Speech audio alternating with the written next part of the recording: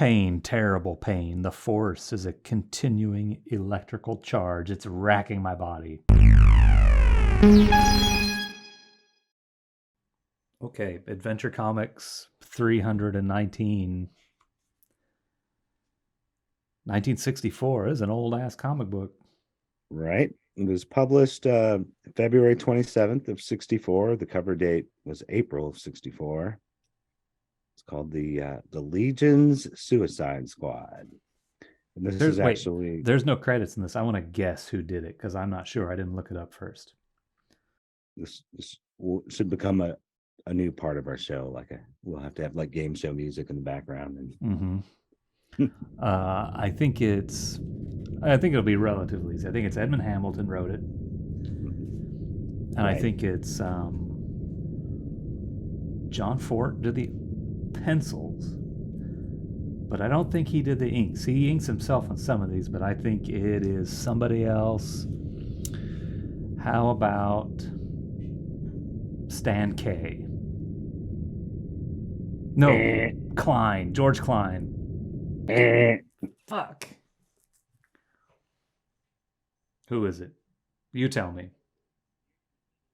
It was inked by John Forte. What?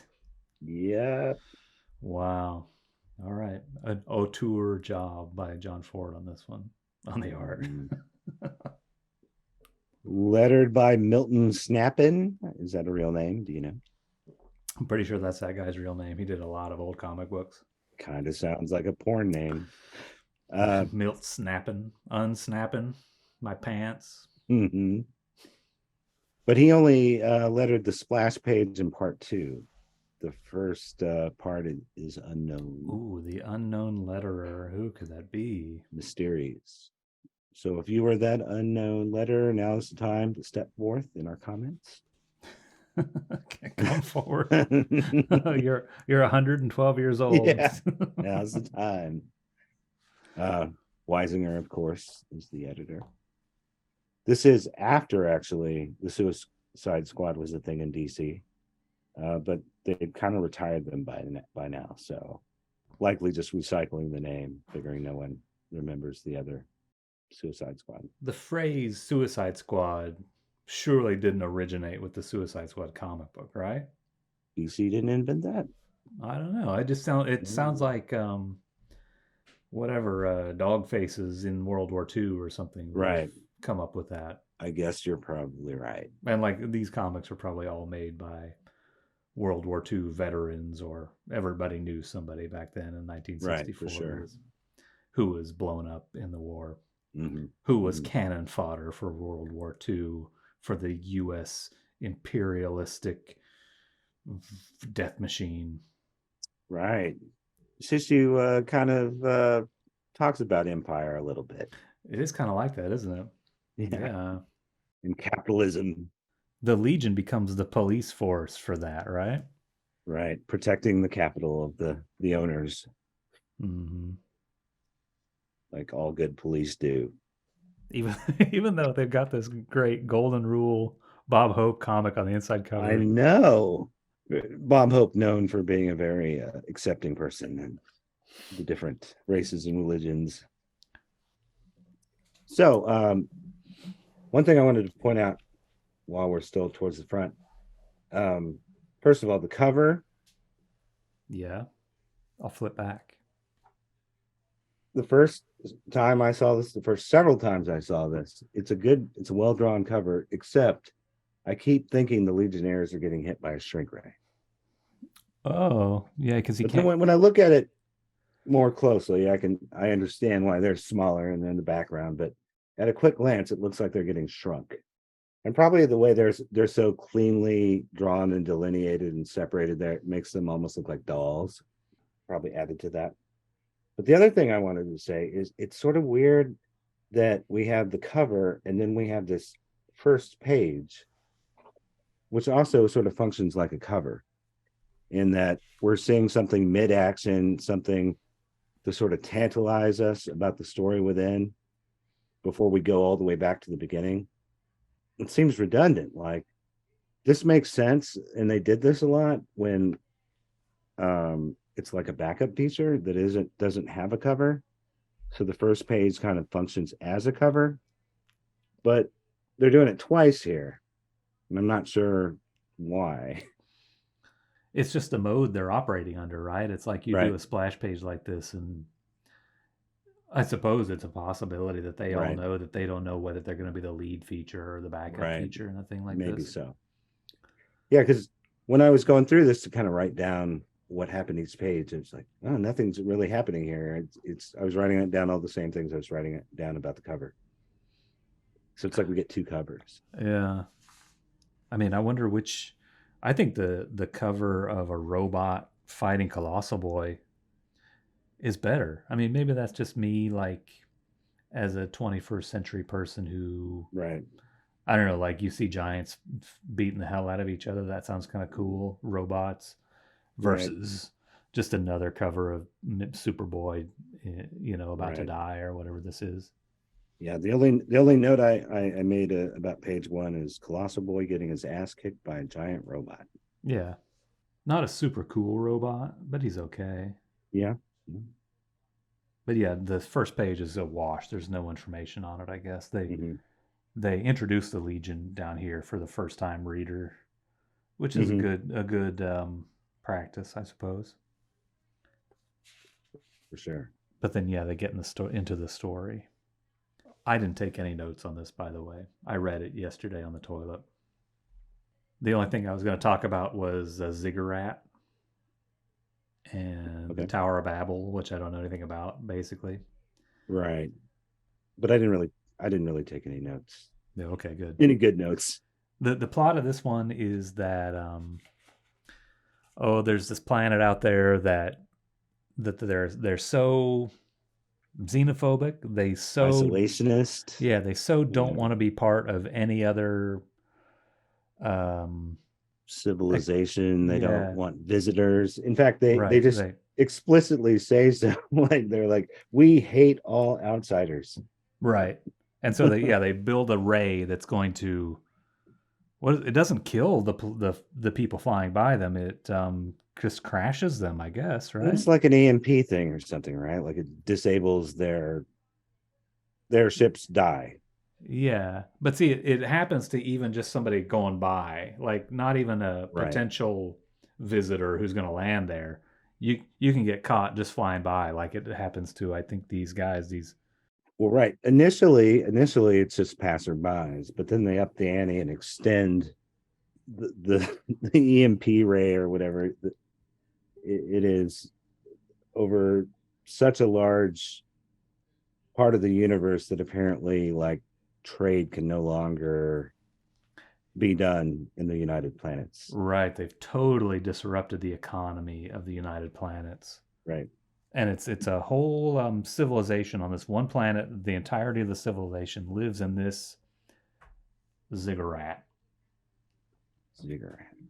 What is that anyway? It's this style of building a building that's like these kind of um, gradually smaller tiers.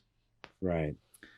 I looked at it a little bit. I remembered the Mm-hmm. word from grade school.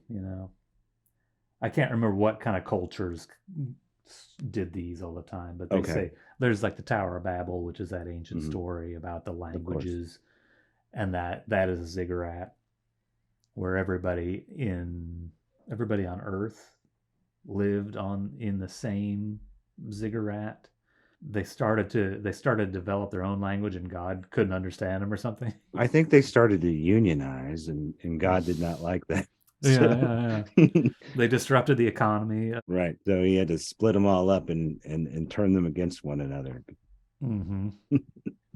But anyways, the United Planets, which is symbolized by this clown with this funny Mhm. hat, they're having so much trouble that they go to the Legion of Superheroes to get a little assistance of the superpowered variety to help them. I don't know, stop this ray. The science police can't handle this. They need some help protecting the property. Yeah, and what's kind of notable about this is the Legion is they're going to send out a small team of people, and they bring out the planetary chance machine. The planetary chance machine spins around and throws a model planet at somebody, and the guy who gets hit is going to be on the team. And I guess they do that 5 times to choose a random team. I don't know why they need to choose a random team for this. Brainiac 5 is probably one of my favorite. He's definitely in the top 10, maybe the top 5 of my favorite characters, but he's such an arrogant ass that I just love anything that cuts him down a peg or two every now and then. And that's immediately what comes to mind in this panel when that thing just clocks him in the head. But he doesn't like, they don't seem to have any animosity. Like, this is how they choose their squad. Mm-hmm. And he's like, the first planet flew off and struck me, of Right. all people. And just the next panel says, and the chosen ones are. And speaking of Brainiac 5 being an ass, he goes directly into. It's too dangerous for a girl. I must eliminate Right. you. Even though the random chance machine chose Right. Supergirl Right. or Saturn Right. Girl, you're out. Sorry, dude. No girls. Yeah. But to the writer's credit, she stands up for herself. She's like, "Eat shit. I'm coming." Yeah, very progressive lady. Mm-hmm. And then the science police bring in 2 guys who have been to this planet before, in spite of all the complications. And one guy is a nerd, and one guy is an adventurer. Traitor, right? One guy's named Dr. James Bannon. He's an archaeologist, and they wouldn't let him on. And the other guy is Mr. Tim Vare. Right. He's a trader, Trader, trader. Yeah, he's kind of a blue collar guy, and they're asking for his advice, and he's like, "You idiots, my advice is don't go." Mm-hmm.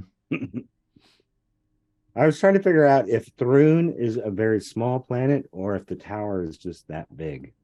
I think they call it a planetoid or a. Because if you look how big the tower is on that drawing. Yeah, Brainiac 5 calls it a planetoid, so it's okay. I guess it's just a rock floating out in space, so there's probably nothing on it. There's a little bit of foliage here, and there's a whole jungle and stuff, isn't there? There is. I don't know what the difference is between a planet and a planetoid. Size, right? I guess that's all. Yeah, seems like a small planet. Pluto got demoted to. Is it planetoid? I think so.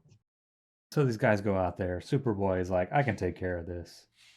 But they have some kind of red sun bullshit, and they take away his powers, and he eats shit out there in the jungle. Which is always good. In my opinion, there should always be something restricting Superboy's limitless godlike powers to make the story more interesting.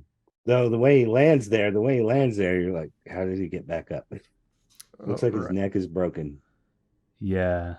Yeah, it's always kind of strange how, like, the kryptonite or red sun, like, it takes away his powers, but he still has powers. Like, you still can't kill him. Yeah, it's pretty inconsistent. Like, I like this interpretation where, like, the red sun, like, immediately negates his powers, but a lot of times it's just he can't get any more, he can't recharge under the red. So he still has his powers for a little bit. Right, he kind of gradually gets weaker. Right. And kryptonite, I think, is a lot of times is that way. Mm-hmm. But yeah, this looks pretty dangerous, especially with all the I don't know what you call this, the effect of the crash effect around his head. Right. It looks real bad. Poor guy. Right. In this issue, they're using flight belts. They haven't got the flight rings yet. Mm-hmm. Bouncing Boy probably is wearing 2. Are you a fat phobic son of a bitch? I'm gonna body shame him. I love him. Superboy is getting nailed by this Aurora Borealis like meteor. It's ball lightning, right? Ball lightning. Yeah. This is kind of a good effect right here, where he's on fire, but it goes from red to yellow to purple. Yeah. It's kind of far out. Yeah, just laying there unconscious, on fire. And this is kind of a hallmark John Forte panel of it's kind of a montage. Brainiac 5 is talking to the Legionnaires back in the clubhouse, I guess. And his signal goes to the rocket and then gets sent by antenna to the clubhouse. Yeah. And it's all just a single panel. I missed that the first time I read through. I love that. It's pretty good. Yeah, it's got that kind of diagrammatical, like old 50s ham radio ads and stuff would do stuff like that. It would go Yeah. right to an antenna and to another. Right. Yeah, I love It that. makes all that that long circuit look very short. Like, oh, you can Right, talk directly to your friend, even though the signal's right. traveling multiple galaxies Hmm. or whatever. Hmm. Anyway, the Legion, this first batch of Legionnaires, they're done. They don't make it. Hmm. Lightning Lad blasts a ton of electricity at the Citadel. Hmm. It must be shielded against lightning, he says, Right. and they catch him. Oh yeah, this panel has Monel's hair. That's something I noticed. He always has weird hair where The it's comb kind of over. it's kind of slicked back. Only there's this little loop, and I wonder if it's like it's another facet of his look that's like Superboy, but not quite Superboy. So instead of a curl, I think, more than anything, they're probably just looking for a way to differentiate his head because so many DC guys look like that. And I can kind of see how you're saying it's slicked back here, but a lot of times it looks combed to the side with the one strand falling, mm-hmm. which makes it kind of look like a comb over in some issues. Not so much here. I mean it's an impossible hairstyle. Right. Like he has to put a bunch of gel in that one piece to keep it from just like falling straight down. So you think he's deliberately hanging it like that? It's not just falling. It has to be. It has to be because like look at this panel. Like there's the part right here where you can Mm-hmm. see the blue among the black, Uh-huh. Uh-huh. and then this piece goes like this, whereas all the other hair Interesting. is going back that way. It's going back that way, and there's this one piece. I always figured it was the lead poisoning was causing some hair loss. And so he's just kind of Oh, that trying piece to is cover always it up. just continually falling out. Right. And no one wants to say anything. Oh, another crazy thing is that Monel is actually back. Like at the beginning, they're like, Right. we only have Superboy. We're going to send him out in the first wave. Right. Monel's gone. Too bad. What a shame that Monel's gone because he and Superboy could fix this. And then they're out there, these five. Monel's back at headquarters, and all he can do is be like, oh, they got defeated. I Mm-hmm. hope I get selected by the Planetary Chance Machine on the next round. Instead of just This is like, a just send him out. He's right right, there. right. Just send him out. I don't know why they didn't do that. Well, this it's a very common thing in these early issues because he's so powerful that very, very frequently he is often space exploring or he's on another mission or he's on vacation. They always figure out ways to write him out of stories. Right, but it totally defies logic that they got their most powerful guy. They were Mm-hmm. defeated. He's gonna die. Mm-hmm. And instead of like they're gonna send out another five, we know that. Right. But they could also send out one single guy who's just as powerful as this dude on their team who Mm-hmm. is dying right now. And they Right. don't do it. They're like, no, we gotta play by the rules. Wait for this fucking random chance machine to select Right. somebody. And it's gonna be Well, Shrinking Violet, it's gonna be Bouncing Boy, it's gonna right. be whatever the guy who mops the floor. And Monel, oh, he didn't get selected, he has to stay behind. Right. Yeah, it's kind of like they wrote him out unnecessarily at the beginning and just brought him back because by having the random machine, you can get around the very logical idea of just sending your biggest guns because no, he didn't get hit by the planet. It's dumb. Yeah. Like if they're gonna double blind like make sure Right. there's absolutely no way we can send Monel. Like just don't bring him Right. back. You don't have to put him in here. I also like that since the first plan failed so spectacularly, they do it two, maybe three more times, the Mm-hmm. exact same plan. Okay, Yeah. let's send like seven more guys, five more guys. Yeah. Well, the next page shows the substitutes on the charge of the Right. substitute heroes. But before we can get to the substitutes, you're right. There's a whole second team of real Legionnaires who go. Mhm. This time, Destiny selects Cosmic Boy, Ultra Boy, Triplicate Girl, Matter Eater Lad. I think they should have sent. They should have just chosen Matter Eater Lad, Bouncing Boy, Shrinking Violet. Who else is weak? Just send out some weak people. Right. Some cannon fodder people. Some like low IQ infantry people. Should have sent them I mean, first. like the subs. Send the subs. They always want to do something. Send them. Yeah, first. but they're not actually on the team. They're a guerrilla force. Right. Man, this planetary chance machine is kind of wacky. I don't know how they expect me to take this seriously. It's almost as though they wrote this for a child. Listen, I'm 45 years old. I really want a serious comic book that doesn't have any stupid stuff. Come on, Ed Hamilton. Come on, man. Come on, man. This time it looks like Matter Eater Lad eats out, if that's the right way to say it. You're gonna have to cut that. Matter Eater Lad eats the core out of an asteroid. He's out an asteroid. And then all the Legionnaires climb in it.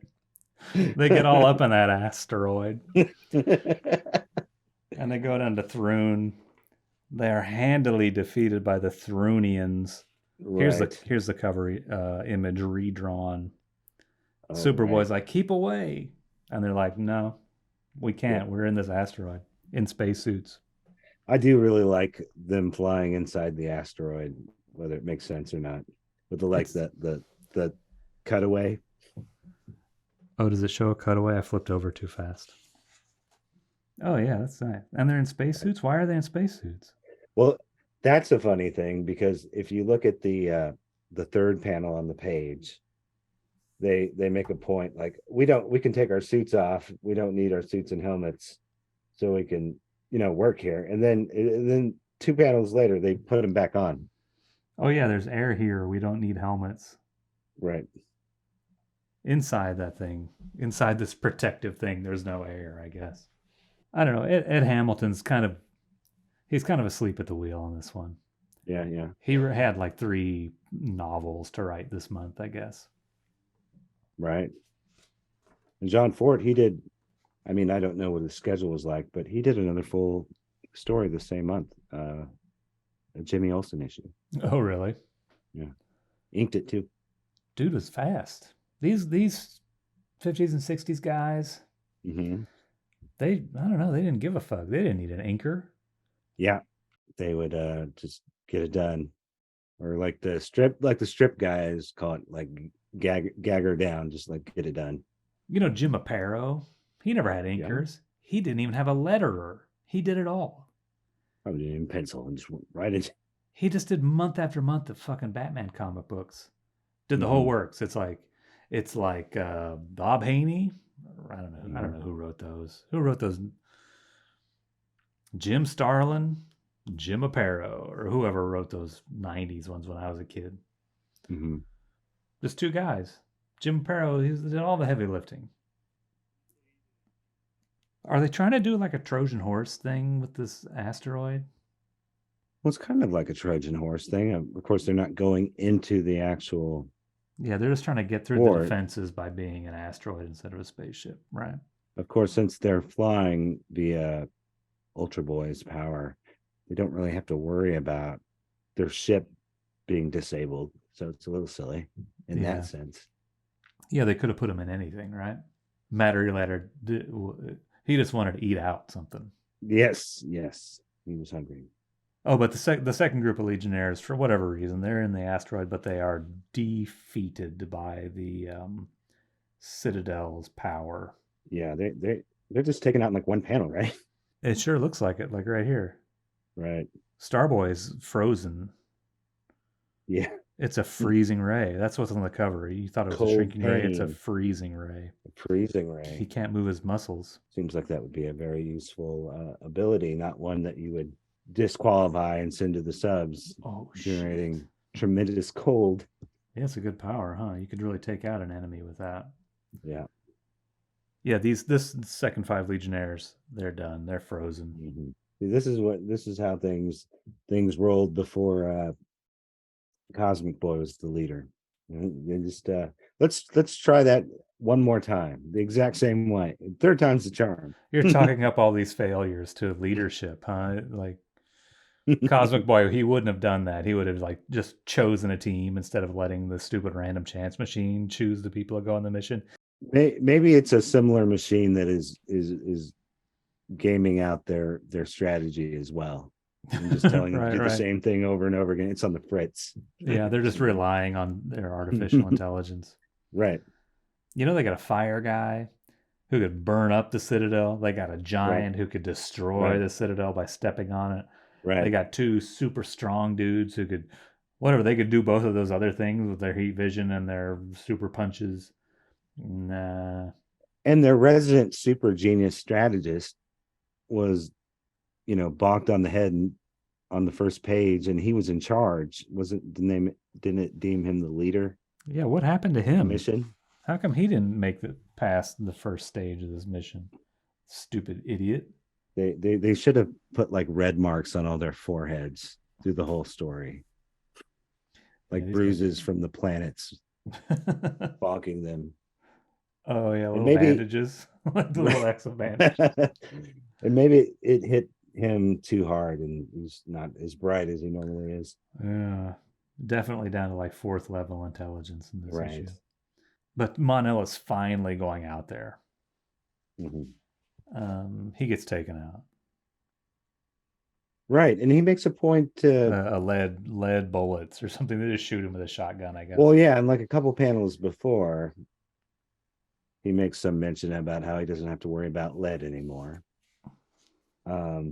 He also points out that he doesn't have to worry about the red sun taking him out, and I did not know that was the case. But whatever, the Citadel, or the aliens in the Citadel of Doom. Right. I guess he says a chemical gas has neutralized the antidote. Yeah, the lead antidote. Apparently not enough to kill him, because in the past it's been so severe that he had to go to the Phantom Zone. Right. The way lead affects him is different every time. Sometimes it takes a while, sometimes it affects him instantly. Right, but not fatally. That's like right. That first time. And now Colossal Boy shows up and fights the robot from that way back, the splash panel. He was ordered to stay back and grow, right? Yeah, he held back. But you stay behind long enough to make yourself huge, Colossal Boy. Make yourself huge. I like these two panels of him fighting the robot. Like it seriously looks like a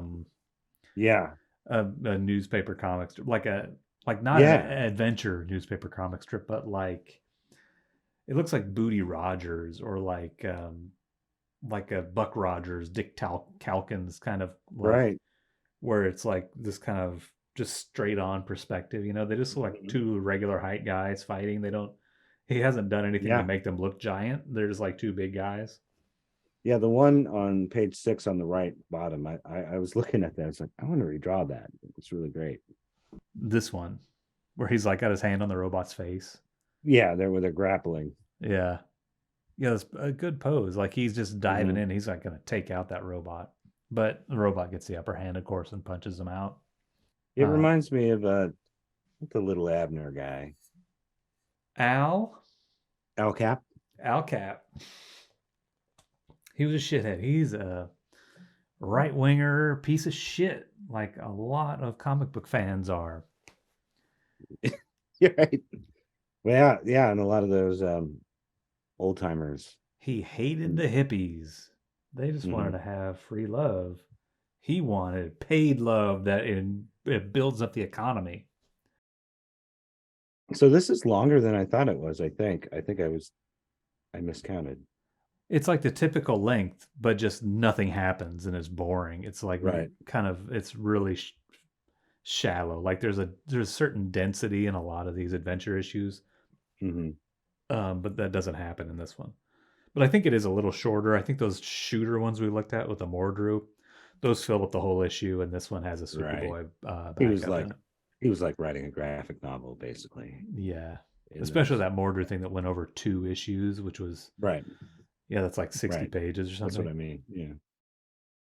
But we're at the point now where the substitute heroes back on Earth, back in the clubhouse, decide like Hmm. we're gonna do it now, or they become the focused guerrilla fighting unit that they were born to be, and they go out to planet Thrune, Hmm. and they're gonna rescue the Legionnaires. The Legion, there's right now there's 10 Legionnaires who failed this mission. Aren't there 3 batches? Aren't there 15? Is there 15? You might be Okay, you right. the first batch is with Superboy, right? So then they send the second wave. That was the one with wait a minute. Yeah, I think actually, I thought I there don't was know. Now I've yeah. lost. Yeah, now that I'm going Maybe you're through it. right. Because the first wave was these guys, Chameleon Boy, Bouncy Boy, Saturn Girl, Brainiac 5, Lightning Lad. Hmm. And then the second wave is these jokers, um, Starboy, Cosmic Boy, Ultra Boy, Duo Damsel, Mad Hmm. Reader Lad, because he's eating out the asteroid. Yeah, yeah, yeah. And that's wave two. So now we're down 10 Legionnaires. Okay. And yeah, for some reason, this other batch of Legionnaires, I guess they're on their way out, huh? Oh, yeah, there is a third Right. batch. You're right. Right. Well, Here's the third batch with Mon-El, Sunboy, right. Lightning Lass, Colossal. Oh, this batch is 7 Legionnaires. That wipes them all out. There's 17 Legionnaires. Right. They're all gone. And the Legion of Substitutes is like, well, it's up to us now. And I think they're kind of like predisposed to be like, we're probably gonna die on this one, but we're gonna do what we can because we're the backup. The substitute heroes whose powers are not enough to earn them a place in the real Legion. Check out what they do to the Citadel of Doom, man. Polar Boy's freezing it like there's ice growing on it. Right. Fire Lad is, I mean, he's, I guess, Not use. burning the ice. He's not using his powers right, is he? In this one, yeah, I think usually he blows flame out of his mouth. I am used to seeing it coming out of his mouth. Like that was the weird, like the setback to his power or whatever. Like he's not really like the Human Torch or something. He can he can blow fire, but that's it. And you better not be around him if he sneezes. Right. Um, and when you look at it that way, like it makes sense that Polar Boy would end up on the real Legion because his powers don't really have like it doesn't really make sense that he's there. If Mm-hmm. Sun Boy can be on the team, the team Polar Boy can be on the team. But all the other guys have there's something a little off about their powers. Like I'm super strong, but only at night. Yeah. Though in this, she is more than that. She is basically like Superman, Superboy, and Mon-El at night, which is pretty neat. Oh, like she has all those kind of powers, She has all the powers. and she stays behind, right? Or she goes. Right. Yeah. Well, it's funny. This is sort of sold as the subs save the day, but really they fail just as badly as everyone else. It is Night Girl who saves the day. Yeah. And it's a pretty fun, like kind of silver agey uh way of doing it. She goes all the way around the planet to where it is dark out, where she has her powers, and then burrows through the center of the planet. And all that burrowing doesn't mess up her hair. Right, super super strong hair. When she gets up into the castle, which apparently her power's still working there because she's not exposed to the sun. She says the lead line partitions keep me from seeing with my X-ray vision. Yeah, I thought she May- was just strong, but now she Right. has X-ray vision, and I actually like that idea. It makes her a little better, I think. Like because it's already very limited, but like I don't know, just it's more interesting if she becomes extremely powerful under these very rare circumstances instead of like, well, she's kind of strong when it's at night. you would think that maybe a Brainiac 5 would have some attraction to her if she's like Supergirl after dark. Right. Right. Well, he builds robots for that, David. He could build a dozen Supergirl robots that have Mhm. the same Supergirl powers all the time, but who don't have the warmth of a living human body. Right. Brainiac 5 doesn't want that anyway. He's a cold, calculating I think machine. he loves the idea of Supergirl. Likes to Yeah. read about her in the history books, but Right. He's just doesn't a really. fanboy. Hmm. So she burrows through the planet and she comes up through the underneath of the Citadel of Doom. And It's Don Knotts and Andy Griffith, yeah, it's circa just 1988. two old fucks.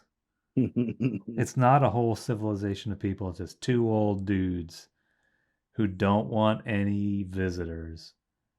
Like I know some old dudes like No, this. stay off Yeah. my lawn. Stay off my planet. And like what's on this TV is like Fox News and this one is Yeah, OAN, you're watching golf. Hmm. Hmm. And like you young kids, you fucking woke mob, stay off of my planet. Well, they are a little paranoid. Like they don't want anyone to know it's just the two of them. Like anyone has any interest in conquering them. I guess I taking their resources. I guess. But they're on a planetoid. It's not even a whole planet. Right. There's nothing there but a freaking ziggurat and these two old dudes. They have nothing. It's just a Hmm. planet that ships fly over. Right. It's like if you were like you had a patch of desert right by the highway in New Mexico, and you're like, "What? Stop driving by my patch of desert. I'm gonna blow Right. up the freeway." And like no more whatever self-driving semi trailers are driving by here, Right. Right. waking up my dogs. Do you think? Yeah, they don't want UFOs landing on their gardens.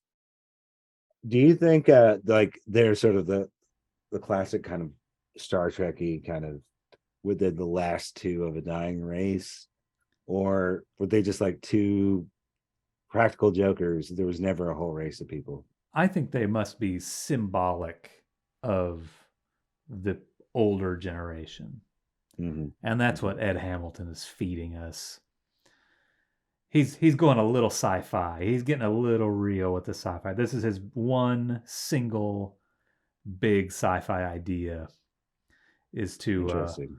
to have these two old codger pieces of shit who they're defeated Yeah. by the younger generation. They're closed As, off, as and he they works at a comic company that is almost exclusively old people, not right. wanting the He, young upstarts to this come is like they are over at Marvel. this is the one thing he slipped by Mort in favor of the hippie generation, which Right. I don't know if that hasn't really started yet. It's a little early for that, but he's The hippies. he's a liberal thinker. I know he is. I know Ed Hamilton is. He's not Al Cap, you know. Right. Right. He's into gender equality. He's into big ideas and being on the Yes. right side of the history. That is Edmond Hamilton. The comic book industry, DC Comics, fucks like Mort Weisinger and Jack Adler and Right. Donenfeld. Like, yeah, those guys are squares. They're businessmen. Right.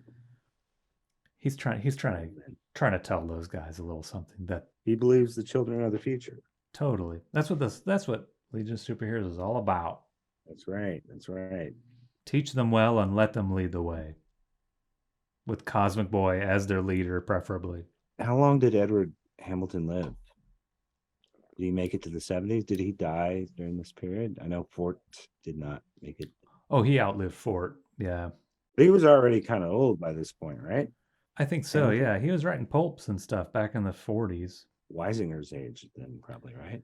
Yeah, he and Weisinger are contemporaries Mhm. to a degree. He might have even been a little bit older than Weisinger, but yeah, those guys are from the old days. Weisinger was a fan, a pulp sci-fi fanzine maker, I guess. Mhm. While Hamilton was like pro. Well, that's kind of like Jack Kirby and Stan Lee. Stan Lee was a kid when Kirby was actually making comics for Marvel. Stan Lee was a little punk kid who wanted to Yeah, get into comics.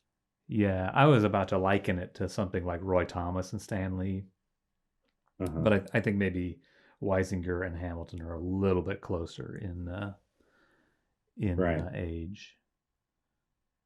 So yeah, this guy he kicked off in 77. Hamilton, I, yes, yeah. yes. That's crazy. Night Girl shows up in the headquarters of Don Knotts and Andy Griffith and Right, right. destroys their computer and their things. But the one dude's like, it's a girl with mighty power. Please don't hurt us. We just wanted to keep all these hippies off our lawn. Two old men, and yet they conquered the Legion of Superheroes. They should have arrested these old goats. Nah, these guys, these Zoomers, they're like, these old fucks, they're gonna die soon. Just leave them Yeah, out there. Screw them. They can't do it. They don't even know how to use their smartphones. right, right. Like they got 40 tabs open. This can be their new headquarters in a couple of years. Yeah, the ziggurat, this Tower of Yep. Babel, where they can use their telepathic earplugs and keep secrets from God. At last, the substitute heroes are receiving the great welcome they deserve, and we're glad to stand on the sidelines and cheer them. Yeah, the substitute heroes saved the day by defeating these two old dudes. Night Girl, especially. But I guess the others were kind of in on it. Like they were the diversion while she Right. went around to the other Right. They side. provided cover with actually their good superpowers. Yeah. And I think the power that Stone Boy didn't do shit as usual. Yeah, it's funny because they explain in that panel where they're launching their offense, their assault or whatever. They're saying they describe what each one of them does, and then it gets to Stone Boy, and they're like, oh, and Stone Boy is just sitting there. He says Stone Boy is turned into stone, so their weapons Mhm. won't affect him. Right, he doesn't have anything else to do. But I thought the chlorophyll kid power, where he grows giant trees out of the ziggurat, Yeah, that's very that's useful. that's kind of Like far he's out. probably tearing that building apart with those. Yeah. Like just Yeah. thinking about the way the trees are eventually going to crush my sewer pipes in my house, and it's going to Yes. cost like $8,000 of damage. Chlorophyll Kid could make that happen tomorrow if he wanted. In more recent interpretations of Stone Boy, he can still move, right? I like him when he's just frozen like a statue. But then like one of the characters with strength and like pick him up and just throw him while he's frozen.